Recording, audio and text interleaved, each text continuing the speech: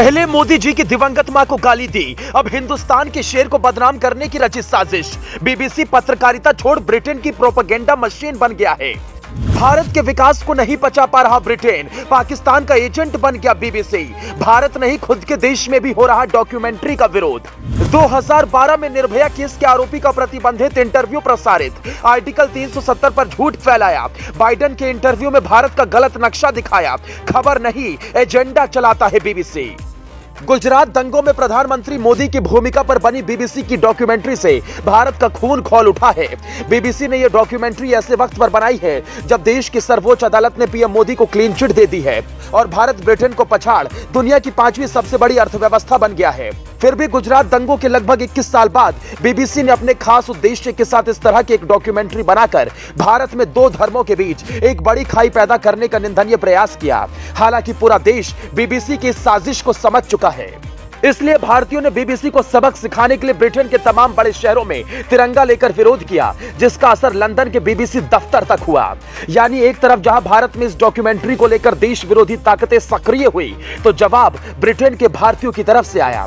भारत में भी इस डॉक्यूमेंट्री का खूब विरोध हुआ, लेकिन ब्रिटेन में भारतीयों ने बीबीसी कार्यालय का घेराव भी किया, भारत की छवि खराब करने और प्रधानमंत्री मोदी को बदनाम करने का आरोप लगाया, जिससे बीबीसी के कार्यकारी अधिकारी भी घबरा गए।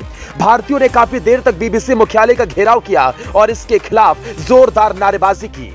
लंदन से लेकर मैनचेस्टर, बर्मिंघम, ग्लासगो और न्यूकैसल तक ब्रिटेन में भारतीयों की बड़ी संख्या से ब्रिटिश सरकार भी हैरान थी। भारत में अलग अलग विश्वविद्यालय में देश विरोधी मानसिकता के लोग इसे देखने की जिद पर अड़े हैं, बवाल काट रहे हैं। सरकार का विरोध करते करते देश का विरोध करने लगे।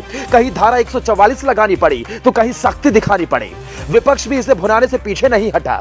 लेकिन जिस ब्रिटेन में इस डॉक्यूमेंट्री को आसानी से देखा जा सकता है, वहां के भारतीयों ने बीबीसी के इस प्रोपेगेंडा को भांप लिया और सड़कों पर उतरकर बीबीसी के दफ्तर से लेकर ब्रिटिश हुकूमत तक को हिला दिया।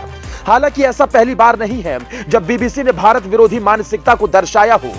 इससे पहले 16 दिसंबर 2012 को घटी निर्भया गैंगरेप की घटना पर बीबीसी ने डॉक्यूमेंट्री बनाई थी, जिसमें गैंगरेप मामले के दोषी मुकेश कुमार का इंटरव्यू शामिल था।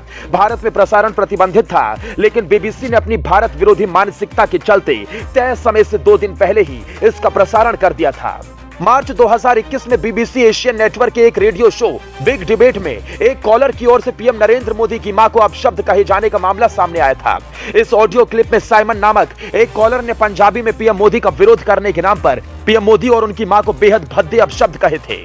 बीबीसी ने 2019 में धारा 370 के निरस्त होने के बाद एक रिपोर्ट प्रकाशित की थी।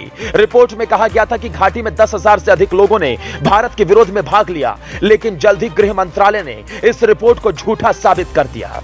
ऐसे ही साल 2021 में बीबीसी ने जो बाइडेन के एक इंटरव्यू के दौरान भारत का गलत नक्शा दिखा दिया था, जिसके बाद बीबीसी को माफी मांगनी पड़ी थी।